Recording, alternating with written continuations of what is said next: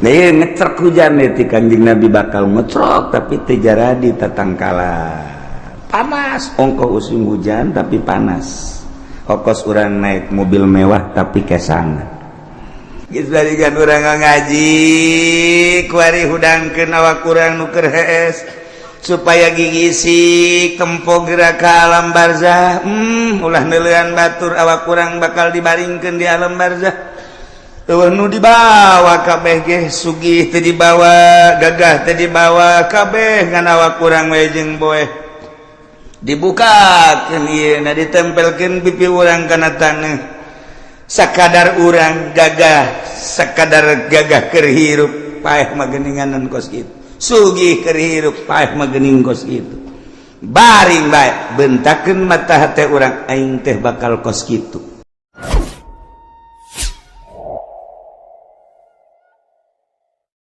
Dituk Kanjeng Nabi tanda akhir zaman geus deukeut datangna dajjal nomor kahiji masa cepet as-sanah kasyahri wa syahru kasab wa samakal yaum kasah as-saah kal dakik dan atuh daki maka ditu nah satahun kos sabulan sabulan kos saminggu saminggu kos sapoe sapoe kos sajam sajam sakumaha okos meuleum daun korma anu garing prat beres perasaan urang di akhir zaman engke cak Kanjeng Nabi perasaan manusia di akhir zaman geus deukeut datang Imam Mahdi neta teh cepet jasa kuari geus hampir kabehan nyaritakeun cepet kahiji disusul kedua yang mukjizat Kanjeng datang ka kos kitu teh nyaritakeun masih kana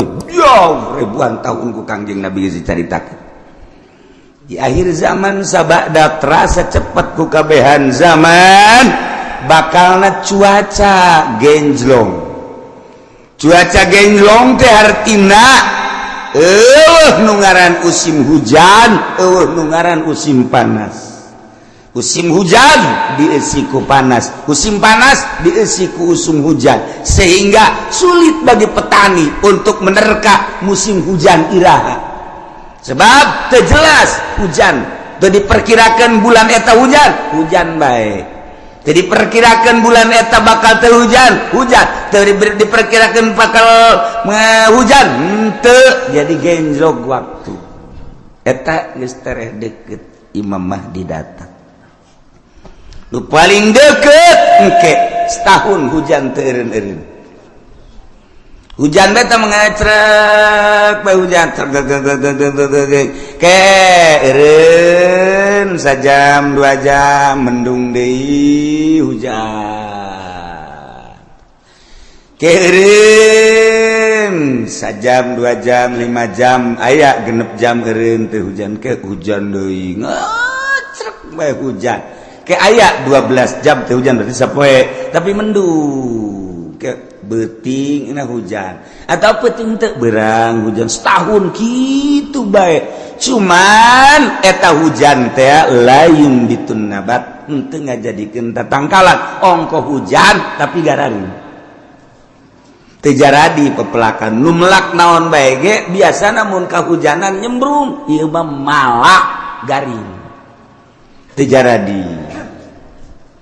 Nah lamun geus eta terjadi eta geus detik-detik terakhir bakal datang Imam Mahdi kuari mah kakarak datang ge ka hiji perasaan cepet zaman nomor kadua waktu geus ada ngagenjlog kuari musim hujan musim panas mata Kanjeng Nabi masyaallah ieu mukjizat Kanjeng Nabi kula wasok mutalaaan ieu mukjizat pohara geus karasa kuari tinggal ngecrek hujan engke aya suara di berbagai pelosok di kaler aya suara seperti suara ki trompet atawa suara ti kidul atawa ti kulon suara ti wetan atawa ti jero taneuh aya suara gesekan-gesekan atawa suara ti luhur ieu ge sarua geus tereh datang. Nah ieu ngecrek hujan ti Kangjeng Nabi bakal ngecrok tapi teu jaradi tatangkala. Panas, ongkoh usim hujan tapi panas. Okos urang naik mobil mewah tapi kesangan. Slobapan ku naik mobil do mau Fortuner, AC-na gede. Tapi di jero mobil kesangan. Sebabnya di udag-udag hutang. Mobil lagi ngeriditan hutang. Kawin mah aya 3 aya 4 ngan dibobodo kabeh ge ku duitna ngahutang di bank. Nah ieu ge di akhir zaman baru dah. Jin ke barokah hutang kabeh. Masya Allah. Peneleuan hadis Kangjeng Nabi akhir zaman geus rada loba. Di antarana engke jelema lalumpatan menuju neraka. Kangjeng Nabi di akhir zaman mah kabeh jelema lalumpatan menuju neraka. Sahabat caricing bae. Maksudnya salah tante Kangjeng Nabi ngomong nyarita.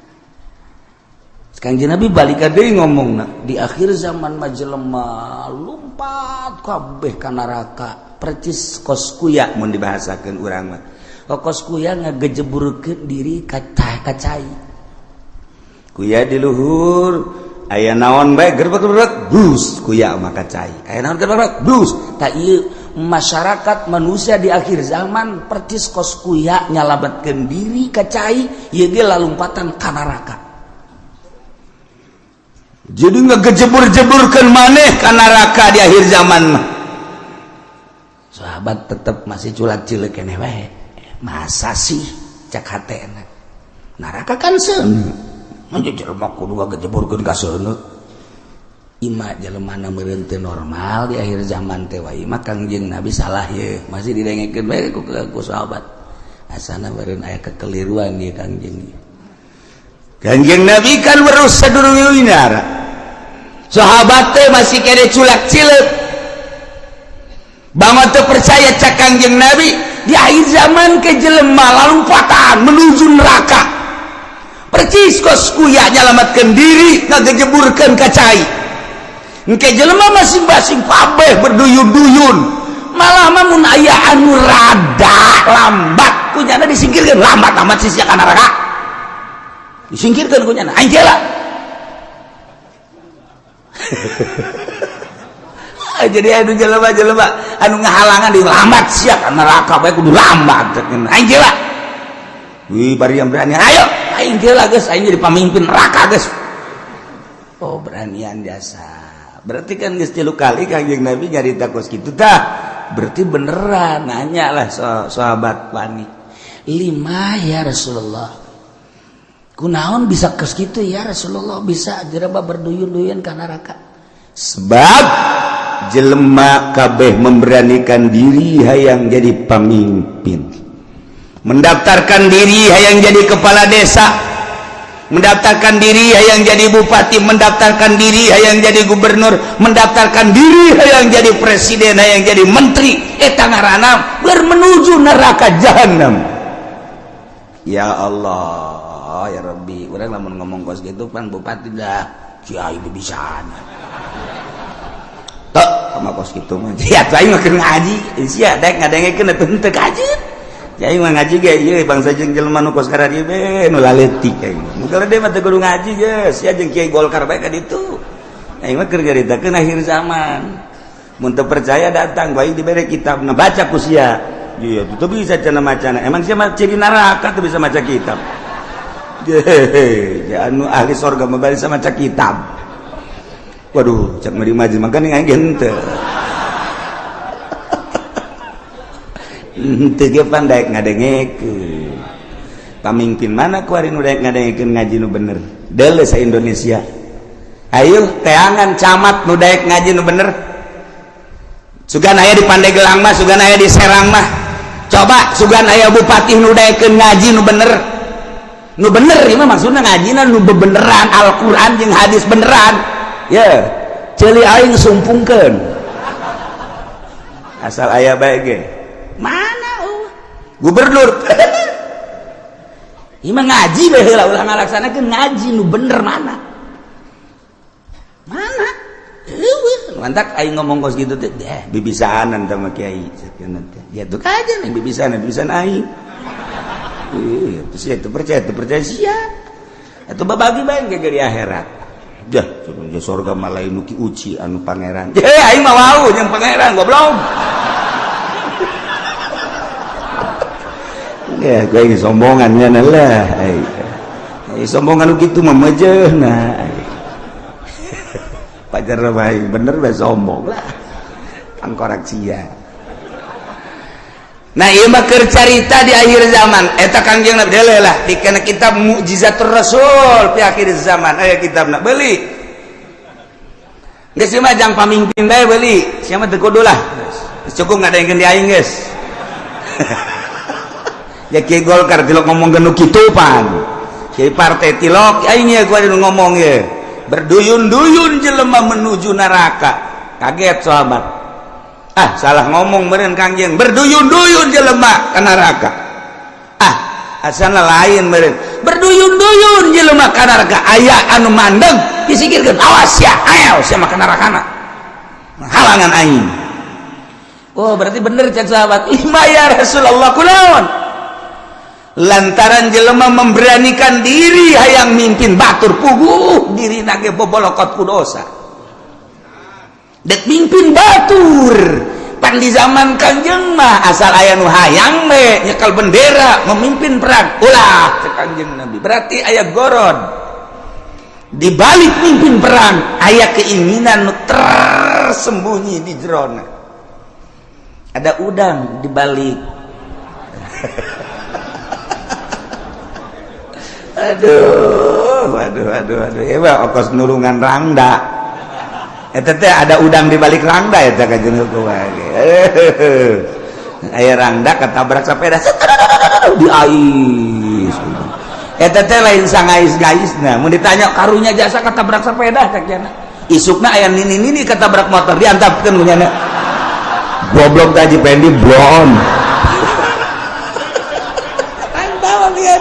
korek ada udang di balik eta aduh masya Allah nah iya ge jekel bendera ketika hayang teh cek Kangjeng Nabi aya gorod ketika embung karak ya masya Allah mulus berarti nah jelema di akhir zaman teh anu memberanikan diri hayang jadi pemimpin berarti nyana keur lumpat menuju neraka jahanam jelema anu dagang di akhir zaman mah berarti jelema anu siap ka neraka anu dagang ge sahabat kaget je par ka dagang-dagang atuh kaget sahabat ge par ka dagang-dagang kunaon sebab di akhir zaman mah eueuh anu teu riba dipikir jah berarti menuju neraka kabeh eta geus deukeut tamatah geus kos kitu mah geus deukeut jasa nah geus cerita akhir zaman tanda-tanda akhir zaman kasatu waladi zina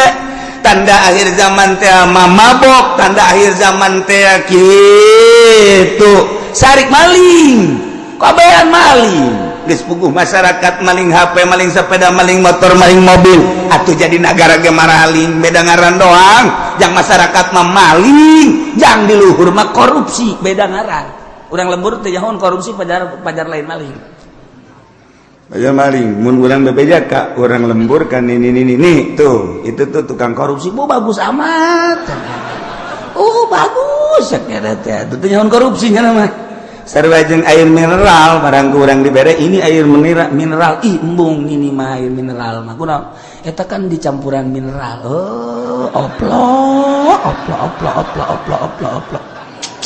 cak jana meureun mineral teh pajar ragi lah kira-kira gitu tah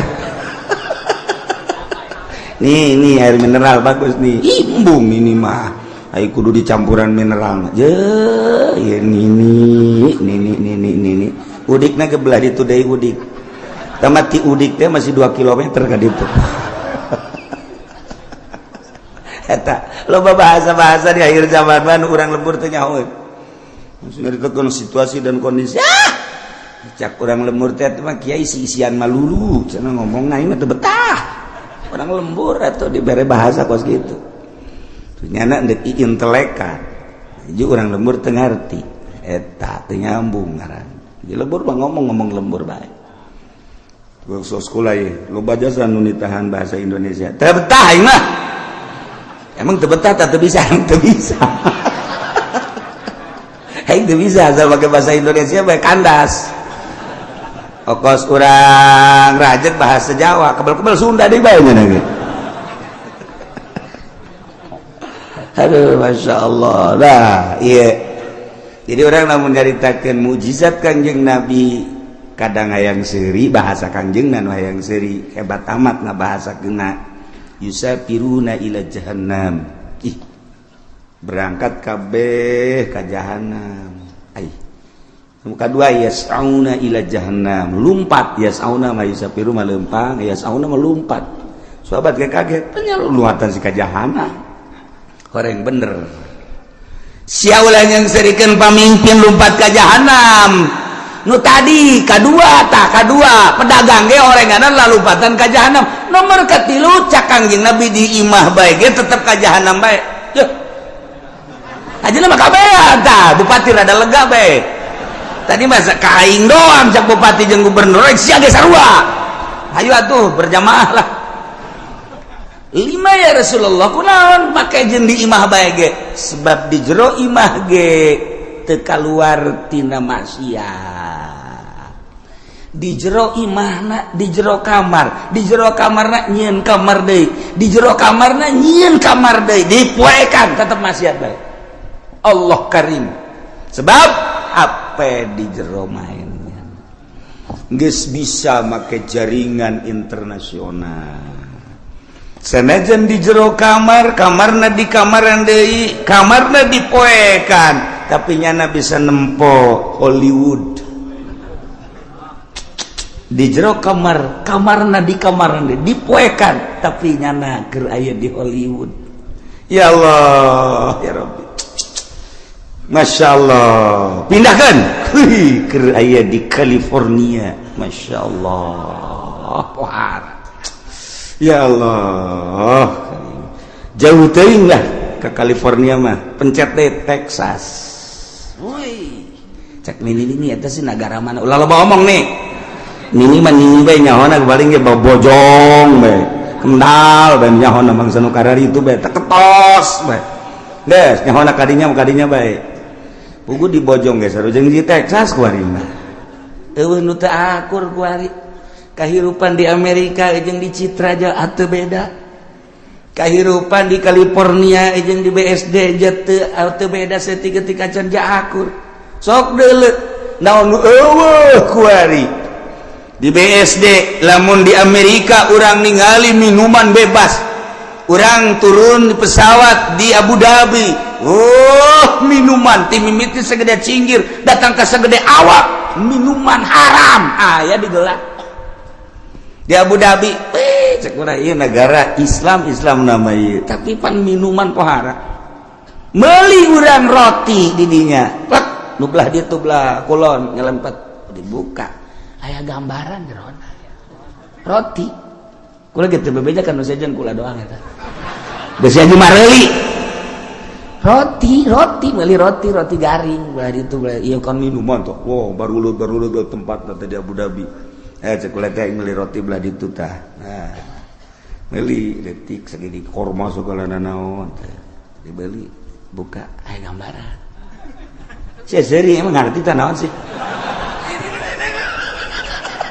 maksudnya aya gambaran tuh pakai celana sia geus ditutupkeun deui ku kula lah dia kan banjang bawaan ka imah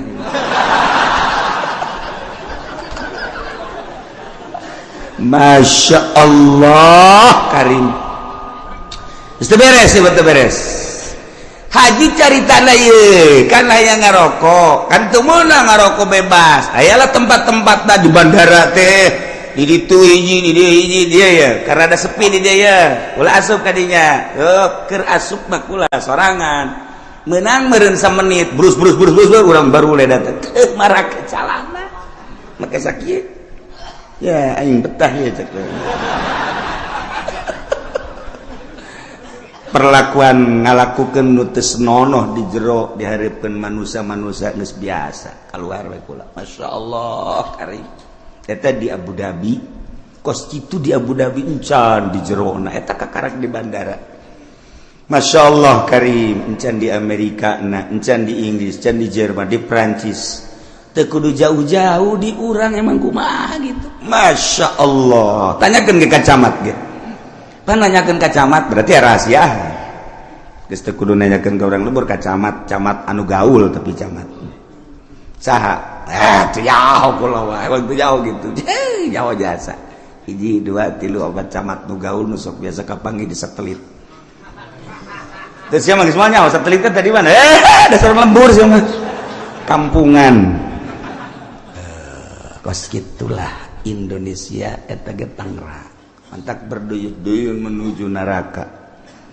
di akhir zaman geus eueuh anu henteu lumpat ka neraka ceurik kabeh sahabat ketika ceurik tetapi aya keneh manusia di eta zaman anu tetep ngomongna teger bae nyana menjaga mata ceuli jeung sajabana tetep bae ka Allah eta teh cak Kangjeng Nabi saeutikna ge saeutik deui qalilan bahasa qalil teh saeutik aqol min golil jadi itu bahasa Kangjeng Nabi aqol min golil leuwih saeutik tinu saeutik jasa mun cak urang seetik jasa eta ge direntogan bae ku bangsana deui nyana negakeun ke hak negakeun adil jujur dina kakarak nyarita doang geus direntogan ku berbagai tokoh ku berbagai masyarakat jeung ku berbagai tapi tetap aya bae cek Kangjeng Nabi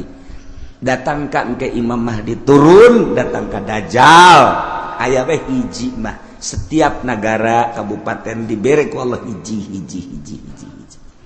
cuman geus hese nyalametkeunana sakadar nyarita ilah Kangjeng Nabi nyaritakeun mukjizat di akhir zaman geus kuari mah zaman geus karasa cepet waktu ngageser geus encan doang hujan ngecerep satahun angkep lamun kula nyaritakeun Mekah bakal dilebaran Madinah bakal diberet geus eker malah nah, ya tinggal hujan ngecek setahun tapi terjadi naon terjadi jelema berduyun-duyun menuju neraka jahanam teu karasa masya Allah tetep urang mantak ngaji urang hayang salamet mudah-mudahan urang kabehan disalamatkeun ku Gusti Allah keluarga orang pemajikan anak incu orang disalametkeun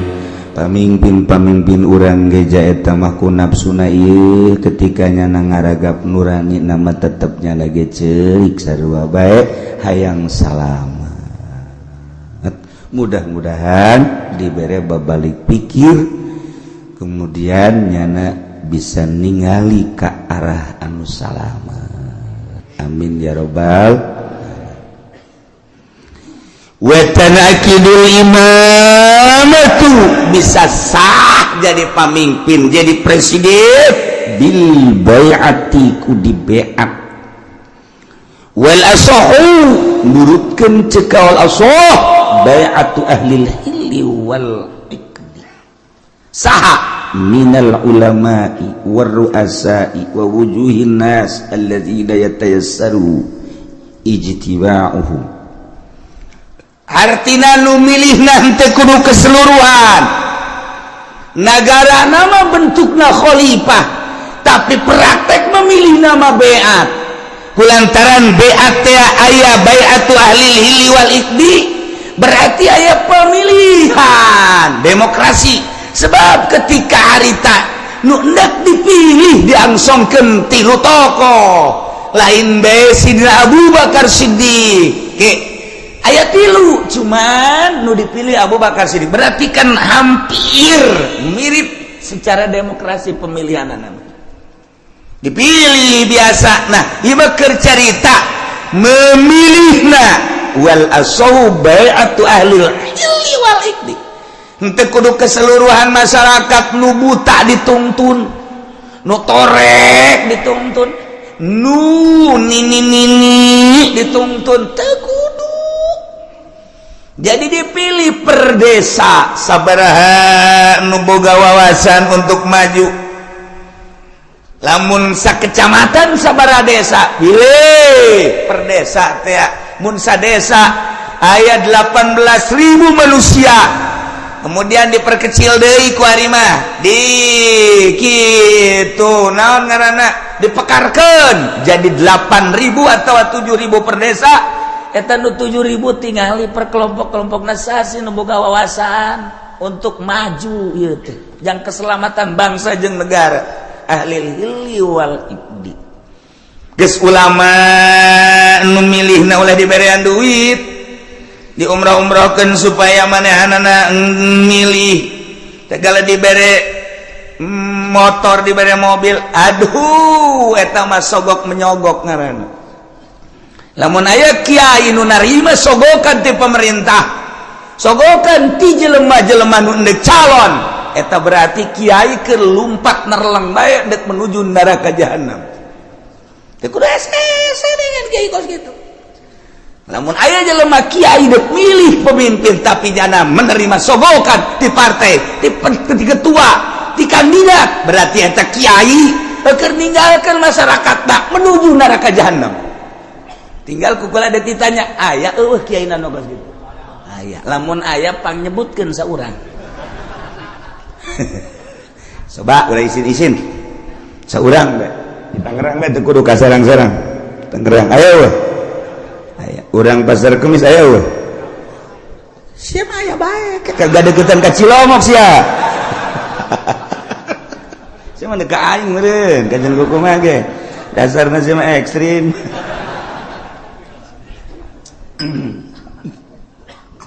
Nah, ulama memilihna boga wawasan. Di samping ulama ruasa, pemimpin-pemimpin, tokoh-tokoh, wa wujuhin nas, tua-ketua manusia anu gampang kumpulna dalam rangka menyatukan visi dan misi untuk memajukan bangsa jeung negara. Masya Allah, nu milihna nu kos gitu. Yes, kuari maka simpulanana bae wa syartuhum sifatus syuhud, syarat jelema nu endek mengangkat kepemimpinan, ulama, tokoh, termasuk kitu kepala-kepala kampung dan lain-lain sebagai berbagai lapisan masyarakat anu dianggap mempunyai wawasan. Syaratna sifatus syuhud, sifat saksi nu kira-kira nyana jadi saksi sah berarti kasifatan minal adalah wa gaya. Nu milihna kira-kira santai jadi saksi sah berarti ngabogaan sifat adalah eta. Jadi henteu sakabehna ieu mah kabeh kita milih. Nu embung dibere duit, anu embung ge dibere mobil, keungeungkeun milih ka ditu dipaksa ngaranna eta kos kitu mal beres. Satungtung pemilihan umum model kos kitu nagara ulah diharapkeun kudu beres. Satungtung kiaina nu endek ngararapi ngabantuan jangan luruskeun nagara nyana ngabutuhkeun kana sogokan keneh ieu mal beres nagara. Nyana nu sok pidato, oh rosyu wal naon kana kadituna. Finar cek nyana. Ya, rosyu wal murtasi finar. Nu nyogok yung narima sogok ka neraka. Hulu nyana tas dibere motor Mio. Nya cekal huluna. Heuh. Ai sia ngomong goblok. Ieu ngomong. Teu bareres bari kiai. Ongkos jelema di kota, Allahu Akbar. Allahu Akbar. Bayana naon? Allahu Akbar. Pas azan, Allahu Akbar, Allahu Akbar. Hes. Ai tiap tadi Allahu Akbar, Allahu Akbar. Beratas itu, Allahu Akbar. Wayah azan hes. Tekan teu beres eta. Geus balikan urang ngaji, kuari hudangkeun awak urang nu keur hees. supaya gigisi tempo geraka alam barzah. Ulah nelean batur awak kurang bakal dibaringkeun di alam barzah. Nu dibawa kabeh ge sugih teu dibawa, gagah teu dibawa, kabeh ngan awak kurang we jeung boeh. Dibukakeun ieu na ditempelkeun pipi urang kana taneuh. Sakadar urang gagah, sakadar gagah keur hirup paeh mah geuninganan kos kitu. Sugih keur hirup paeh mah geuning kos kitu. Baring bae bentakeun mata hate urang aing teh bakal kos kitu. Kabeh nu daek milu rekan-rekan ngan sakada datang ka bibir kuburan. Pemajikan jeung anak datang ka bibir kuburan doang. Pemimpin urang kepala urang mun urang bawahan ngan datang ke bibir kuburan doang. Selesai. Ditutup kuburan urang sorangan di jero. Tanggung jawab urang bakal datang amal-amal urang. Bentakeun mata hate urang eta. Nah lamun geus bentak itu kan rada dijaheueuh horengan eta ngaranna bentak udang ngaranna geus inget kanu bogana ka Allah Subhanahu wa ta'ala. Nah iyalah di negara Islam cara memilih pemimpin di beat, cara ngabeatna cek awal asob beatu ahlil hili wal ikdi, ngabeatna ahlil hili wal ikdi yakni minal ulama war ru'asa wa wujuhin nas. Ulama-ulama jeung pemimpin-pemimpin jeung tokoh-tokoh masyarakat anu mudah berkumpulna untuk menyatukan visi dan misi dalam rangka melajukan bangsa jeung negara. Syaratna sihatus syuhud, sifatus syuhud kudu sahnyana jadi saksi. Berarti kesifatan ku sifat adalah ulah kabehan memilih jam milih nagenya nama henteu boga wawasan, henteu boga wawasan jang ngemajukeun umat bangsa jeung nagara, teu boga pikiran kumaha ieu bakalna lamun dipimpin ku seeta nagara urang, perpolitikan, perekonomian, perbudayaan leuwih agama. Lamun urang geus nyaritakeun agama kan mayoritas di Indonesia mah urang geus korban Jakarta geus dipimpin lain ku muslim tapi ku kafir. Teu beurang di jerona kan aya musliman eta geus bentuk kasalahan mangga bae ieu mah negarana demokrasi kan tetep bae urang teh hese ngayakeun muludan di Jakarta. Cobalah gubernur dipersilakan untuk nyambut. Ayo nyanang ke kumaha nyambutna? Hah? Wih, sebuah nirwana. Lain Kangjeng Nabi nyarakan nirwana, golok ya. Nyaritakeun rajaban panggil coba mal bisa. Jadi geus eueuh agama mah macet, sedangkan Indonesia mayoritas agama atuh kudu dihormati mayoritas kajian kumaha ge. Numantak tiba heula di urang mah negara demokrasi terpimpin teu murni, henteu bisa nuturkeun Amerika langsung ka pusat ka ditu secara utuh sebab lawan mayoritas Islam, loba ulama-ulama, loba wali-wali. Kesenjangan atuh lamun kos kitu. Sebab lawan paling istimewa agama mah Islam, sebab di Islam mah kabeh merasa terhormati. Kristen dihormati ku Islam mah, Buddha dihormati ku Islam, Katolik dihormati. Pokoknya masing-masing, tetapi anu bercokol memimpin tetap kudu Islam. Nyana tetap dinaungi. Tingali riwayat para khalifah, tingali riwayat para khalifah khulafa ur-rasyidin. Kabelah dieuna matak 35 tahun masa kenabian, masa kekhalifahan, kemudian ka dieuna sultan, kabelah dieuna mah kabelah dieuna cek Kangjeng Nabi sabada eta geus ka ditu acak-acakan. Ya, khairul qurun qarni, terus mayali ali. Nah, berarti Kangjeng Nabi terus sahabat tabiin tidinya ka dia acak-acakan.